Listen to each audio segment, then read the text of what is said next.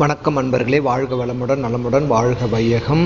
நம்மளுடைய சேனலில் தொடர் சஷ்டி விரதமோட அனைத்து நாட்களையும் பார்த்துக்கிட்டு இருக்கோம். நேற்று 6வது நாள் போட்டிருந்தேன். இன்று ஒரு தகவல் சுதமா யூடியூப் சேனலில் நம்ம தொடர்ந்து 7 நாளுக்கு ஒவ்வொரு நாளுக்கு அதுக்குண்டான சிறப்புகள், அதுக்குண்டான பதிகங்கள், அதுக்குண்டான விரத முறைகள், வழிபாட்டு முறைகள், என்ன மாதிரியான பதிகங்கள் பாராயணம் பண்ணலாம், என்ன மாதிரி தானம் தர்மம் வழிபாடு எல்லாத்தையும் நம்ம சொல்லியிருக்கோம். இப்போ நாம் இன்னைக்கு 7ஆம் நாள் நம்ம பார்க்க போகிறோம். இதோட தாற்பயம், எல்லாரும் 6 நாள் தானங்க கொண்டாடுவாங்க, நீங்கள் எப்படி 7 நாள் சொல்கிறீங்கன்னு சொல்கிறீங்க இல்லையா? அதுக்கு என்ன காரணம், வரலாற்று காரணம் கந்த புராணத்தில் என்ன சொல்லியிருக்கு? ஏன்னா இது எல்லாமே சஷ்டி காலம். இப்போ முருகன் பிறப்போட அவதார நோக்கமே என்னன்னா, அவர் சூரனை வதம் செய்ய அவர் பிறப்பெடுத்ததுக்கு நெற்றிக்கண்ணிலிருந்து பிறந்தார். அப்போ அவரிடம் இருந்த இச்சாசக்தி கிரியாசக்தியையும் தனியே பிரித்து வைத்துவிட்டு தனி ஒருவராக முருகனாக அவர் சூரபத்மனை வதம் செய்வதற்காக திருச்செந்தூரில் படைவீடு எடுத்து தங்கி சூரனை வதம் செய்கிறார். இது எல்லாருக்கும் தெரிஞ்சது. அப்போ இது 6வது நாள் முடிஞ்சது. சஷ்டி காலத்துல இது நடந்தது. அதனால்தான் இப்ப வரைக்கும் நம்ம அந்த சஷ்டியில அவ்வளவு நம்ம சிறப்பா கொண்டாடுறோம். அவரை முடிச்சுட்டு அவர் ஒரு வெற்றி வாக சூடி நம்ம திருப்பி அவர் ரிட்டர்ன் வராரு இல்லையா? திரும்பி திருச்செந்தூருக்கு தான் அந்த அஷ்டலிங்கம் என்னதான் கடவுளாகவே இருந்தாலும் அவர் செஞ்சது அந்த கொலை இல்லையா? அது பிரம்மதி தோஷத்துக்காக 5 லிங்கத்தையும் வச்சு பூஜை பண்றாரு. அப்போ சூரனை வதம் செஞ்சுட்டு அவரை சேவலாகவும் மயிலாகவும் அவரு மாத்திக்கிறாரு. இப்படி இருக்கும்போது அவர் திருப்பியும் அவர்கிட்ட இருந்து போன சக்தி இச்சாசக்தி கிரியாசக்தி, அந்த சக்தியை அவர் மீண்டும் இணைச்சிக்கணும் இல்லையா? 6வது நாள் அவர் சூரபத்மனை வதை செஞ்சு முடிச்சு 7வது நாள் அவர் கல்யாண காலத்துல காட்சி ஏன் தராருன்னா, 7வது நாள் மீண்டும் தன்னுடைய இச்சாசக்தியையும் வள்ளியையும் கிரியாசக்தி தெய்வானையும் தன்னுடன் மீண்டும் இணைத்து கொண்ட நாள் தான் 7வது நாள். அப்பதான் அவருக்கு அந்த திருக்கல்யாணம் பண்ணி நாம இந்த சஷ்டி விரத பூஜையை நம்ம நிவர்த்தி செய்யணும். அப்பதான் நம்மளோட வேண்டுதல் முழுமை பெறும். 6 நாள் கொண்டாடினாலும் தப்பு கிடையாது. ஆனா அது ஒரு முழுமை பெற்ற நாள் அப்படின்னு பார்த்தா அது 7 நாள் தான். அதனாலதான் நம்ம கந்த புராணத்துல அது சொல்லப்பட்டிருக்கு. நீங்களும் பாருங்க வாங்க. இப்ப நம்ம கந்த சஷ்டி விரதம் 7வது நாளுக்கு என்னென்னலாம் பண்ணணும், என்ன மாதிரியான வழிபாட்டு முறைகள் நாம ஆரம்பத்துல ஒவ்வொன்றும் சொல்லியிருந்தோம். இப்ப கல்யாணத்துக்காக இருக்கிறவங்க ஜாதகம் வச்சு வழிபாடு பண்ணிக்கிட்டே வந்திருப்பீங்களா? அந்த மாதிரி ஒவ்வொன்றுத்துக்கும் இதுல நான் உங்களுக்கு தெரிஞ்ச தகவல் எல்லாம் ஷேர் பண்றேன். இன்னைக்கு 7வது நாள். 6ஆம் நாள்ல இருந்தே நம்ம 6 விளக்கு ஏத்துறோம், காலையிலும் மாலையிலும். அதே மாதிரி 7வது நாளும் காலையிலும் மாலையிலும் 6 விளக்கு தீபம் ஏத்துறோம். நடுவுல ஓம்ல ஏத்தலாம், தவறில்லை. சஷ்டிகந்தர் விளக்கு வச்சாலும் பண்ணலாம். இப்போ நம்ம கலசம் வச்சிருக்காங்க, படம் வச்சிருக்கா அப்படின்றவங்களுக்கு என்ன பண்ணணும்? நாம எல்லாம் முடிச்சுட்டு செவ்வாய்க்கிழமை எதையுமே இது பண்ணக்கூடாது, விதர்சனம் பண்ணக்கூடாது, கலைக்கக்கூடாது. ஏன்னா செவ்வாய்க்கிழமை மாலை 6 மணிக்கு மேலே தான் எல்லாருமே நம்ம முடிப்போம். ஏன்னா திருக்கல்யாணம் எப்பவுமே இது பண்ணி கோயிலில் முடிஞ்சதுக்கு அப்புறம் தான் இது பண்ண முடியும். ஆனால் அது மாலை நேரம் ஆயிடுங்கிறதுனால அப்போ நம்மளால இதை பண்ண முடியாது. அதனால என்ன பண்ண, அடுத்த நாள் புதன்கிழமை என்ன பண்ணணும், படத்தை எங்கேருந்து எடுத்தோமோ அதே இடத்துல கொண்டு போய் வைக்கணும். கலசத்தை எப்படி பண்ணணும் என்னன்னா, ஏற்கனவே நம்ம பல பதிவுகளில் கலசத்தை எப்படி பொருள்களை என்ன பண்ணணும், அரிசி வச்சிருந்தா அது யூஸ் பண்ணிக்கலாம். சரி, இப்போ நம்ம இது பார்த்துட்டு நான் சொல்றேன். அன்னைக்கு பண்ண முடியாதனால 29 காலை 6லேருந்து 7 மணிக்குள்ள நீங்க கலசத்தை பிரிச்சிடலாம். அதுக்குள்ள பொருள் என்ன இருக்கு, எலுமிச்சம்பழம் 99% அழுகி இருக்கும், கவலைப்படாதீங்க. ஏன்னா தண்ணியில இருக்கு, அதை எடுத்து பூஜை குப்பையில போட்டுருங்க.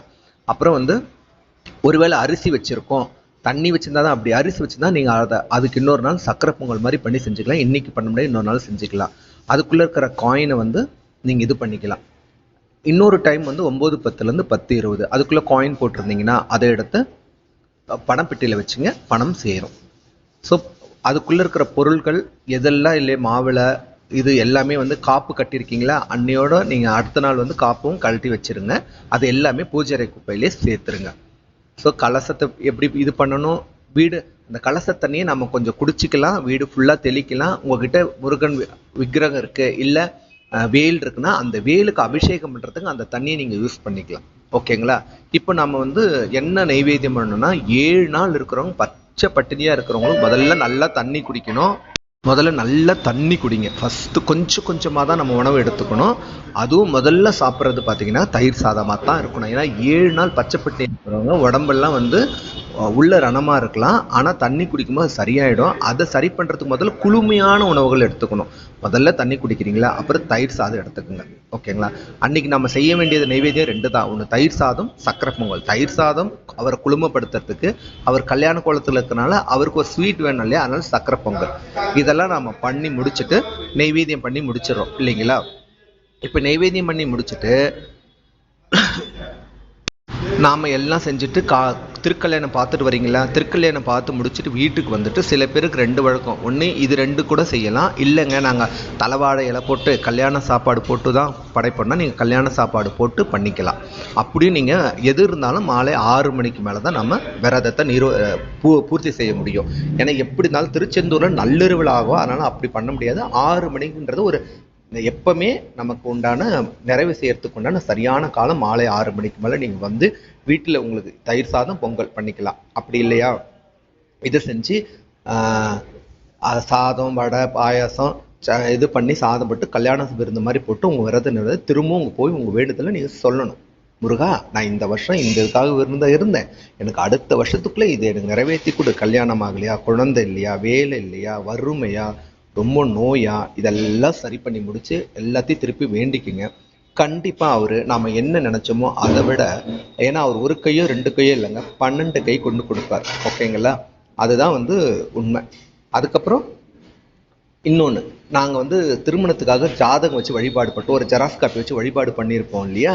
நீங்கள் என்ன பண்ணுங்க, அந்த ஜெராக்ஸ் வழிபாடு பண்ணதை கொண்டு போயிட்டு உங்கள் கோவிலில் திருக்கல்யாணம் நடக்குதுல அங்கே கொடுத்து ஒரு அர்ச்சனை பண்ணி எடுத்துகிட்டு வந்து வச்சுக்கிறது ரொம்ப நல்லது. சரி, இன்னைக்கு பார்க்க வேண்டிய திருப்புகழை பார்த்துருவோம். சரணகமல ஆலயத்தில் அரநிமிஷம் நேரமிட்டில் தவமுறை தியானம் வைக்க அறியாத சடகுசட மூடமட்டி பவவேலில் லேசலித்த தமிழ்மடி யாழ்மையக்க முருவேனும் கருணைப்புரி ஆதரிப்ப தென்குறைவேலை செப்பு கைலிமலை நாதர் பெற்ற குமரோனே கடகபே மீதிரத்ன மணியணிப்புன் மாலைச்சச்ச கமழுடன மார்கடப்ப மணிவோனே. இந்த பாடல் இது நிறைவு செய்யும் திருப்புகழுங்க. ஏன் தெரியுமா? ஒவ்வொன்றும் முடிஞ்சா கூட கடைசியில் அது நிறைவேறணும் இல்லையா? அதுக்கு இதில் பார்த்தீங்கன்னா சகல செல்வ யோகமிக்க பெருவாழ்வுன்னு சொல்லிட்டு அடுத்த இதில் வரும். அப்போ அதோட அர்த்தம் உங்களுக்கே புரியும். தருணமிதை யாமிகுத்த கணமதுரு நீல் சவிக்க சகல செல்வ யோகமிக்க பெருவாழ்வு தகமிசுவ ஞானமுக்தி பரகதுடனே நீ கொடுத்து உதயப்புரிய வேணினைத்த வடிவேலா அருணதல பாதமத்தும் அனுதினமும் மேதுதிக்க அரிய தமிழ் தானளித்த மயில்வீரா அதிசயம் அநேகமுற்ற பழனிமலை மீது இருந்த அழகு திரு ஓரகத்து முருகனே. இது நம்ம ஒவ்வொரு நாளுக்கு உண்டான திருப்புகழ் கொடுத்துருக்கோம், ஒவ்வொரு நாளுக்கு உண்டான பதிகம் கந்தரனுபதி கொடுத்துருக்கோம். அதை தவிர உங்களுக்கு எது முருகன் ஆவாளி பண்ணாலும் நீங்கள் எதை வேணாலும் பண்ணணும், அவ்வளவும் சக்தி வாய்ந்தது. ஆனால் எல்லா நாளும் செய்ய வேண்டியது 108 முறை ஓம் சரவணபவ படிக்கும்போது, உட்காரும்போது, தூங்கும்போது, எப்போ வேணாலும் சொல்லலாம், தவறே கிடையாது.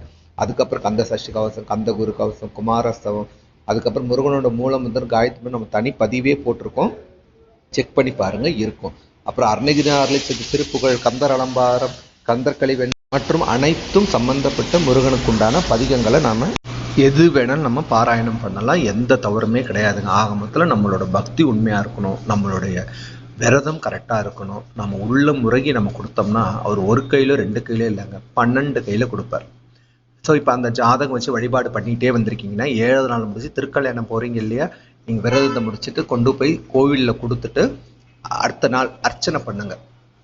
ஏன்னா நீங்கள் அந்த முடிச்சு அது வரைக்கும் அந்த உங்ககிட்ட தான் இருக்கணும். ஏன்னா வீட்டில் நெய்வேத்தியம் பண்ணி இது போடுற வரைக்கும், படையல் போடுற வரைக்கும் அது இருக்கணும். அடுத்த நாள் கொண்டு போயிட்டு கோயிலில் கொடுத்து ஒரு அர்ச்சனை பண்ணிட்டு வச்சுக்குங்க. அதை வச்சுக்கிட்டு அதை நிறைய ஜெராக்ஸ் போட்டு, அப்படி எங்களால் அப்படி பண்ண முடியலங்க, இது முடிக்கவே முடியலன்ற நினைக்கிறவங்க பரவாயில்ல, அதை ஜெராக்ஸ் போட்டு நீங்கள் வீட்டில் போய் விரதம் முடிச்சுட்டு கொண்டு போயிட்டு அதை கொடுங்க. கண்டிப்பாக நமக்கு நல்லது நடக்கும். கண்டிப்பாக முருகன் நமக்கு அனைத்தையும் அருள்வார். இந்த சஷ்டி விரதம் 7 நாளில் நம்ம எந்த அளவுக்கு பயபக்தியோட உள்ள முருகன் நம்ம வேண்டுகிறோமோ அடுத்த சஷ்டிக்குள்ள அதை கண்டிப்பாக நிறைவேற்றி தரலைன்னா முருகரை கேளுங்க, கண்டிப்பாக நிறைவேற்றி தான் தருவார். ஏன்னா அது நம்மளோட பக்தியும் நம்மளோட உடல் உழைப்பும் விரதமும் உண்மையாக இருக்கும்போது. நம்ம சேனலை சப்ஸ்கிரைப் பண்ணுங்க, ஷேர் பண்ணுங்க.